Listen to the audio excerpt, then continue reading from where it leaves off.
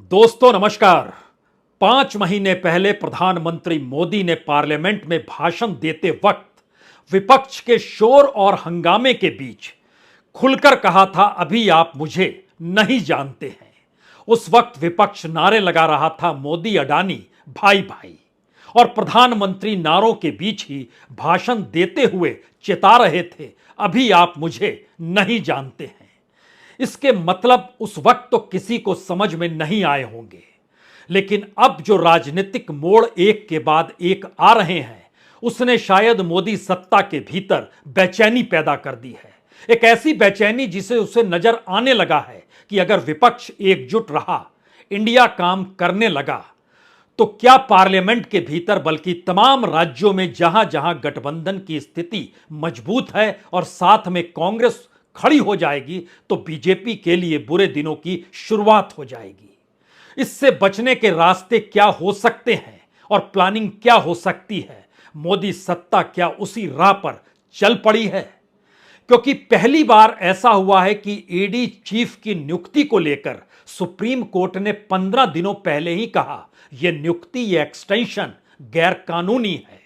और आज उसी सुप्रीम कोर्ट का दरवाजा सरकार ने यह कहकर खटखटाया कि तुरंत सुनवाई कीजिए, हमारे पास कुछ फैक्ट्स हैं, हम ये चाहते हैं इस मुद्दे को आप सुने। और मुद्दा है कि जिस ईडी चीफ की नियुक्ति और एक्सटेंशन को संजय कुमार मिश्रा, उनकी नियुक्ति को आपने गैर कानूनी करार दिया था और 31 जुलाई को उनको रिटायर होना है, तो हम ये चाहते हैं कि उनका कार्यकाल नवंबर तक चले।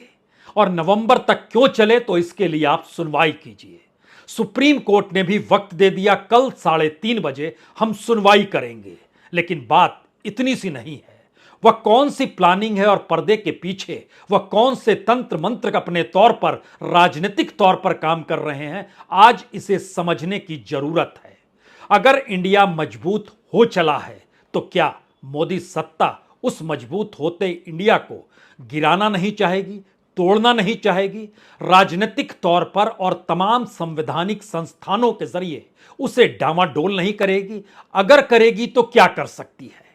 ईडी एकमात्र इस दौर में सबसे बड़ा राजनीतिक हथियार है। और जब ईडी की नियुक्ति को गैर कानूनी करार दिया गया, तो उसके बाद एक तमाम दस्तावेज, डाटा निकल कर आने लगे कि क्या वाकई संजय मिश्रा की नियुक्ति इसी बात को लेकर हुई, या उन्होंने तैयारी इसी बात को लेकर की कि विपक्षी राजनीतिक दलों को ऊपर कैसे नकेल कसी जाए। और सभी की फाइल एक एक करके खुलती चली गई। लेकिन ध्यान दीजिए, पहले राउंड में सिर्फ पूछताछ हुई है, तो क्या दूसरे राउंड में गिरफ्तारी होने वाली है? दूसरे राउंड में क्या सभी को जेल भेजा जाएगा? और अगर इंडिया को तोड़ना है, तो उनके इन तमाम पॉलिटिकल छत्रप जो हैं, उनको जेल के भीतर डाल दिया जाए और 2024 को लेकर करप्शन को ही मुद्दा बना दिया जाए। प्लानिंग बड़ी सटीक है, क्योंकि जिन बातों का जिक्र सुप्रीम कोर्ट ने ईडी चीफ को गैर कानूनी करार देते हुए दिया था, मौजूदा वक्त में उसके उलट नई परिस्थिति क्या सुप्रीम कोर्ट खड़ी कर सकती है? हमें लगता है कि आज तमाम डॉक्यूमेंट के आश्रय एक एक चीज को परखने की कोशिश कीजिए। सीवीसी यानी सेंट्रल विजिलेंस कमीशन अधिनियम और दिल्ली पुलिस स्थापना नियम संशोधन को सही ठहराया सुप्रीम कोर्ट ने, यह कहते हुए कि ईडी डायरेक्टर का कार्यकाल 5 साल तक बढ़ाया जा सकता है। जब सुप्रीम कोर्ट ने फैसला दिया था, उस समय तक सुप्रीम कोर्ट ने इस फैसले को अपने यहां सुरक्षित रखा हुआ था, यानी तब तक यह फैसला नहीं आया था। उसके बाद या उसी दिन कहें, सुप्रीम कोर्ट ने सहमति जता दी कि अब ईडी डायरेक्टर का कार्यकाल और सीबीआई डायरेक्टर का कार्यकाल 5 साल तक रह सकता है। तो संजय मिश्रा 2 साल के लिए ईडी डायरेक्टर नौकरी करते हुए थे। उसके बाद 2020 में जब वो रिटायर होने लगे, तो 1 साल का एक्सटेंशन दिया गया। और एक्सटेंशन देने के साथ ही सुप्रीम कोर्ट ने बकायदा अपनी बात को रखा कि 1 साल का एक्सटेंशन दिया जा सकता है, जिस पर सुप्रीम कोर्ट ने सहमति जताई। लेकिन उसके बाद के 2 एक्सटेंशन गैर कानूनी थे, और सुप्रीम कोर्ट ने जिस नियुक्ति को गैर कानूनी करार दिया, अब उसी नियुक्ति को दोबारा नियुक्त करने की इजाजत क्या सुप्रीम कोर्ट दे देगा? यह सवाल अब इसलिए बड़ा हो चला है क्योंकि एक तरफ ईडी के पास वो तमाम फाइल तैयार है, ईडी के जो मौजूदा डायरेक्टर हैं, जिनके कार्यकाल 31 जुलाई तक है, यानी संजय कुमार मिश्रा, उन्होंने जिन नेताओं पर काम किया है, जिन नेताओं की फाइल तैयार की है, जाहिर तौर पर कोई नया ईडी डायरेक्टर आएगा तो वो अपने अधिकारियों को अपने अनुकूल बनाएगा। चली आ रही परंपरा से उलट वो पूरी फाइलों को टटोलना शुरू करेगा। एक लंबा वक्त निकल जाएगा और मौजूदा स्थिति जो राजनीतिक तौर पर हो चली है, उसमें ईडी के पास वक्त की कमी है। सही मायने में सरकार के पास भी वक्त की कमी है। वो जान रही है, समझ रही है कि दरअसल संजय मिश्रा अगर पद पर बरकरार रहते हैं और अगर सुप्रीम कोर्ट 5 साल तक ईडी का डायरेक्टर कोई रह सकता है, इसको सहमति दे चुके हैं, तो अब उन्हें कोई दिक्कत होनी नहीं चाहिए। कल फैसला इसी बात को लेकर होना है। लेकिन अगला सवाल यह है, सरकार की प्लानिंग क्या वाकई इंडिया को तोड़ देने की है? और ईडी बिल्कुल उस बिसात को बिछा चुका है।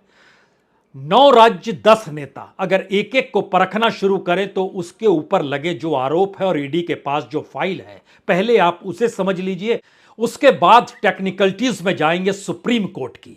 लेकिन ईडी जिन 10 नेताओं को लेकर काम कर रही है, अगर उनकी गिरफ्तारी होती है और अगर उनके अपने राज्य के चुनाव पर उनकी अपनी साख पर बट्टा लगता है, तो क्या वाकई मोदी सत्ता ईडी के जरिए उस बिसात को बिछा चुकी है? और इसीलिए उन्हें संजय मिश्रा चाहिए, इसीलिए वह इस ईडी चीफ को खोना नहीं चाहती है। नेताओं की फहरिस्त को जरा समझिए। शरद पवार, महाराष्ट्र कोऑपरेटिव स्कैम, जिन नामों का हम जिक्र कर रहे हैं वो सारे नाम ईडी ने सुप्रीम कोर्ट को सौंपे हुए हैं, यह कहकर कि इन नेताओं के खिलाफ मनी लॉन्ड्रिंग का मामला बनता है और इनकी फहरिस्त 125 नेताओं के तौर पर है। लेकिन यहां बात सिर्फ उन 10 नेताओं की, जिन 10 नेताओं की फाइल वैसे ही खुल जाएगी जैसे ही सुप्रीम कोर्ट इजाजत दे देगा कि नवंबर तक बने रह सकते हैं संजय कुमार मिश्रा पद पर। उसके पीछे सरकार कौन से कारण, कौन सी वजह बताएगी, वह बाद में बात होगी। लेकिन नेताओं का जिक्र हम आपसे कर रहे हैं। शरद पवार महाराष्ट्र कोऑपरेटिव स्कैम को लेकर, अभिषेक बनर्जी पश्चिम बंगाल के भीतर नियुक्ति का मसला है और कोयला स्कैम का मसला, दोनों को मनी लॉन्ड्रिंग से जोड़ा गया है। ईडी के जरिए फाइल तैयार है।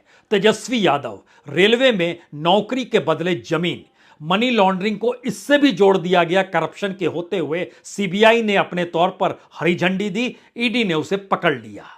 उद्धव ठाकरे के साले हैं श्रीधर माधव पाटनकर, जो श्री साईं बाबा गृहिणी मिली प्राइवेट लिमिटेड चलाते हैं। तकरीबन 7 करोड़ के तो एसेट इनके सीज भी किए जा चुके हैं, यानी फ्रीज किए जा चुके हैं। इनकी भी गिरफ्तारी इस रूप में हो सकती है और इससे उद्धव ठाकरे कितना हिलेंगे, उनकी पत्नी के भाई हैं वो। फारूक अब्दुल्ला, क्रिकेट स्कैम यानी स्टेट क्रिकेट एसोसिएशन फंड के हेरफेर का मामला है, जिसको मनी लॉन्ड्रिंग के दायरे में ले आया गया है। भूपेंद्र सिंह हुड्डा, तकरीबन 391 करोड़ की संपत्ति तो फ्रीज की जा चुकी है, लेकिन मनी लॉन्ड्रिंग का मामला तकरीबन 1500 करोड़ का है। यह जमीन से जुड़ा मामला है, जो गुरुग्राम यानी गुड़गांव के भीतर मनेसर का इलाका है, नौरंगपुर का इलाका है, लखनुला का इलाका है। यहां पे जो जमीन दी गई और किस रूप में बिल्डर्स को सौंपी गई, उससे जुड़ा हुआ मामला है और मनी लॉन्ड्रिंग से जुड़ा जा चुका है। छत्तीसगढ़ के मुख्यमंत्री भूपेश बघेल, 2000 करोड़ के जो पूरा शराब घोटाला है, उसको लेकर पॉइंट दर पॉइंट ईडी ने दस्तावेज क्रिएट किए हुए हैं। 3 आईएएस को वह जेल में डाल चुकी है। जो सबसे करीबी थे, उसमें एक रेणु थी जो शनिवार के दिन गिरफ्तारी हुई, उससे पहले सौम्या थी, उनकी गिरफ्तारी हुई, उससे पहले एक और आईएएस की गिरफ्तारी हुई। तो इर्द गिर्द की घेराबंदी के बाद अब मुख्यमंत्री तक पहुंचना है, तो यह नाम भूपेश बघेल का है 2000 करोड़ के शराब घोटाले को लेकर। अशोक गहलोत जी, राजस्थान के भीतर ईडी कई बार गई, लेकिन अशोक गहलोत का दरवाजा नहीं खटखटा पाई। तो उनके भाई अग्रसेन गहलोत, फर्टिलाइजर स्कैम आज का नहीं है, 2007-2009 का है और यह मलेशिया और वियतनाम से जोड़ा जा चुका है, जो ईडी की फाइल बतलाती है। तो यह भी उस दायरे में आ गए। उसके बाद है कर्नाटक के डीके शिव कुमार, इनके एजुकेशन और इनके तमाम एस्पेक्ट को लेकर तो पूरी फाइल लगातार तैयार है। चुनाव के दौर में भी इन्हें बुलाया जा रहा था। और जो आखिरी नाम है वो अरविंद केजरीवाल का नाम है।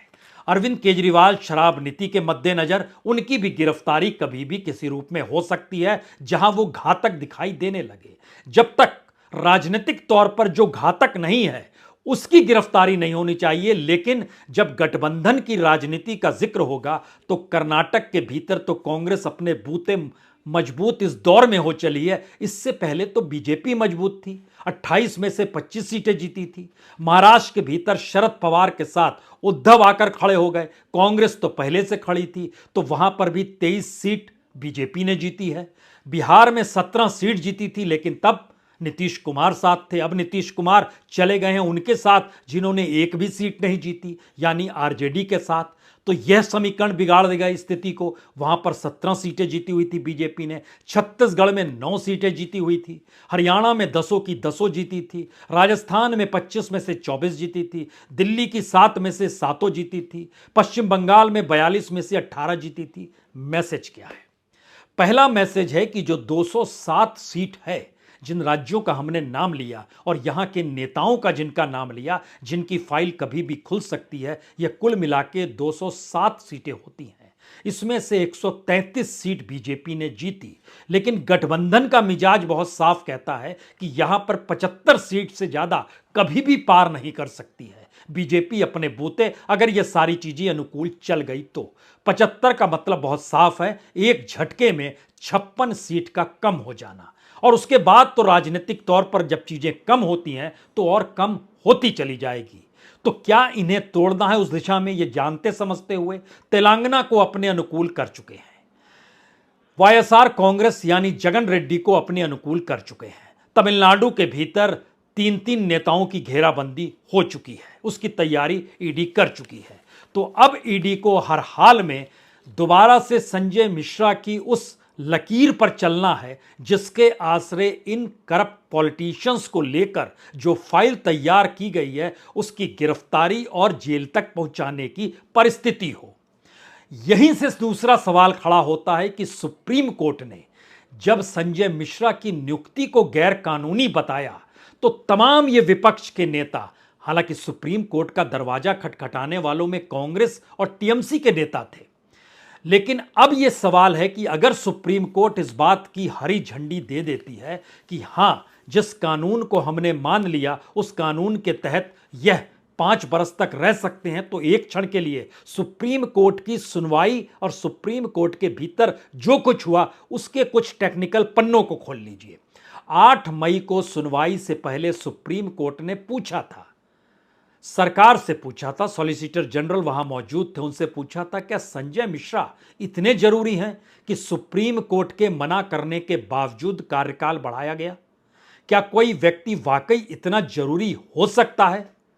और जब 2021 के फैसले में हमने साफ कर दिया था कि रिटायर्ड के बाद एक्सटेंशन कम अवधि का होना चाहिए, तो संजय मिश्रा को आगे कोई एक्सटेंशन क्यों दिया गया और 2021 से ही इनकी नियुक्ति गैर कानूनी है? बावजूद इसके आपने एक्सटेंशन दे दिया। सरकार ने क्या कहा था और सरकार अभी भी वो बात क्यों कहेगी?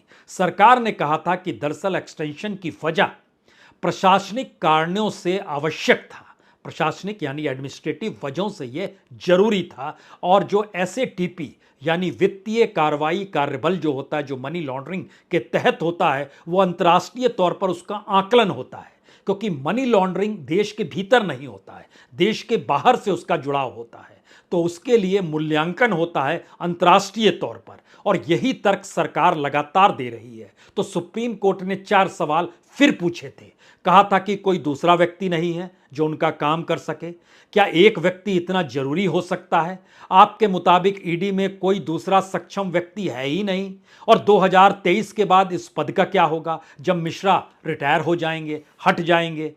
अब यहां पर सवाल था कि जिस बात का जिक्र इससे पहले हो रहा था कि सरकार का तर्क था कि सीवीसी के अधिनियम के तहत सुप्रीम कोर्ट ने इससे पहले तो फैसला नहीं दिया था, फैसला सुरक्षित रखा था, क्योंकि अपने तौर पर सुप्रीम कोर्ट अपने फैसले को सुरक्षित रखे हुए है। और उसके बाद जब वो फैसला दे देता है तो उसके फैसला देने के बाद जब तक वो व्यक्ति अपने पद पर मौजूद है तो क्या उसके लिए दोबारा सुप्रीम कोर्ट में गुहार नहीं लगाई जा सकती है? सरकार का कहना है लगाई जा सकती है। इसीलिए जस्टिस गवई की ही अदालत में जहां से ये फैसला निकल कर आया था, उन्हीं की अदालत का दरवाजा ये कहकर खटखटाया गया कि आप ही ने एक लिहाज से हरी झंडी दी हुई है कि 5 साल तक रह सकते हैं, तो इन्हें नवंबर 2023 तक रहने दिया जाए।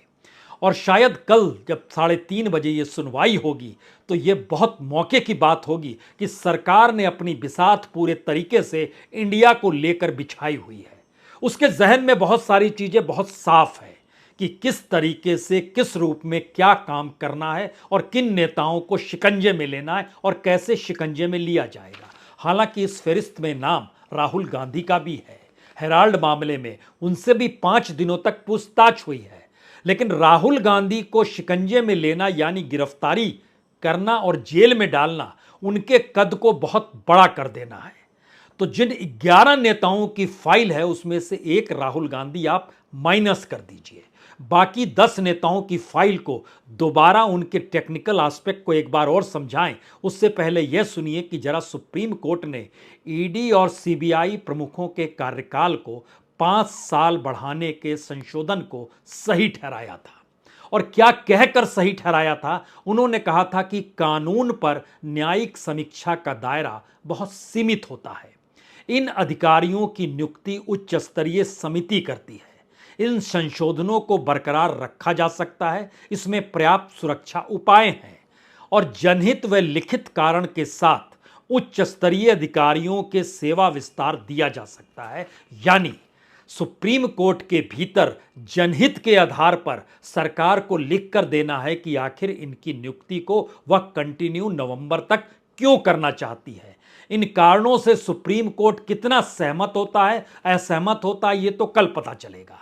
लेकिन उससे पहले एक झटके में जरा यह समझिए कि भारत की राजनीति के भीतर जब हर कदम 2024 की तरफ बढ़ रहे हैं और विपक्ष और कांग्रेस खुले तौर पर ईडी को राजनीतिक हथियार बनाकर कैसे इस्तेमाल किया जा रहा है, इसको संसद के भीतर और बाहर लगातार वो जिक्र भी करती रही है। तो ऐसे में जिन 10 नेताओं का जिक्र है, अगर उन पर नकेल कसी गई फाइल तो सबकी तैयार है। और लाइन ऑफ एक्शन क्या है, इसकी जानकारी संजय मिश्रा को है। यानी 31 जुलाई को अगर वो रिटायर हो जाते हैं और कोई दूसरा शख्स ईडी का डायरेक्टर बन जाता है तो उसके सामने लाइन ऑफ एक्शन सरकार नहीं बतला सकती है, क्योंकि सरकार जिस भी किसी नए शख्स को नियुक्त करेगी उसके साथ एक संवाद फाइनेंस मिनिस्टर का एक प्रक्रिया के तहत होगा। लेकिन जल्दबाजी इस बात को लेकर है कि इस दौर में अलग अलग राज्यों में चुनाव भी हैं और उनके नेताओं के जो प्रमुख वहां पर बैठे हुए विपक्षी नेताओं के प्रमुख, उनकी फाइल ईडी के पास तैयार है और लाइन ऑफ एक्शन पहले बता दिया गया था। तो अब क्या होगा?